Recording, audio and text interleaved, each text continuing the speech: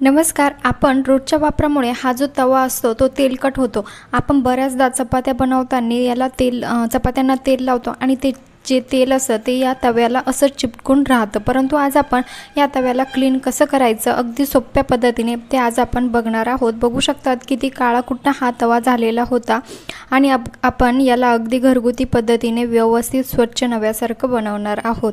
त्यामुळे व्हिडिओला step by step नक्की बघा आणि आवडल्यास आपल्या मित्रमैत्रिणींना देखील शेअर करा. तर बघू शकतात मी इथे सुरुवातीला घेतलेलं आहे मीठ. आता मीठ जे आहे ते तेलकट चिकटपणा काढण्यासाठी या ठिकाणी खूप मदत करतं. अशा प्रकारे आपल्याला या तव्याला गॅसवरती गरम करायला ठेवून द्यायचं आहे आणि त्यानंतर पूर्ण तव्यावरती आपल्याला मीठ पसरवून घ्यायचं आहे.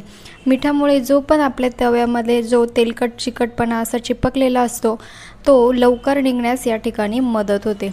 बघू शकतात आणि हे जे तेलकट चिकट आपण असंच ठेवतो ते आपल्या शरीरासाठी देखील खूप हानिकारक असतं. त्यामुळे नेहमी 15 दिवसातून तरी तुम्ही ही प्रोसेस नक्की करत जा. त्यामुळे तुमचा तवा जे तेलकट चिकटपणा असतो तो नक्कीच यापासून गायब होतो. बघू शकतात मी इथे घेतलेला आहे टोमॅटो. आता घरातील आपलं पिकलेला कुठलाही टोमॅटो तुम्ही या ठिकाणी त्याचा रस आपल्याला या तव्यावरती काढून घ्यायचा आहे अशा पद्धतीने.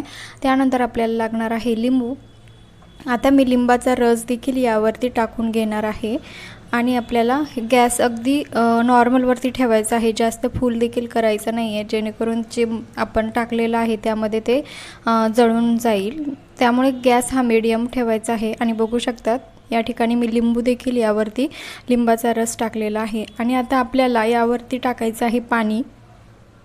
बघू शकतात आणि जी लिंबाची जी साल होती त्या सालीनेच मी याला व्यवस्थित असं थोडंसं चोळून घेणार आहे.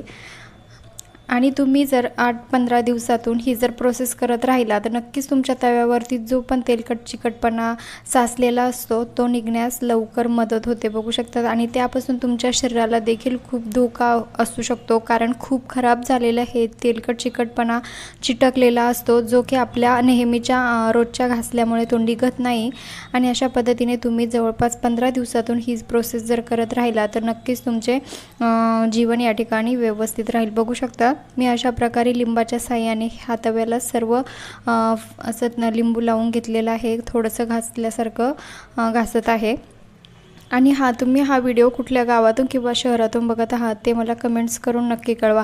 आता आपल्याला या तव्याला थंड होण्यासाठी खाली घ्यायचं आहे आणि मी फक्त घासणीच्या साहाय्याने थोडंसं याला घासून घेणार आहे. आणि तव्याचा कलर तुम्ही बघू शकतात आता कसा आहे. फक्त घासणीने थोडंसं मी घासल्यानंतर त्यातला जो तेलकट चिकटपणा निघण्यास खूप मदत या ठिकाणी होत आहे. त्यानंतर आपल्याला लागणार आहे एक दिवा.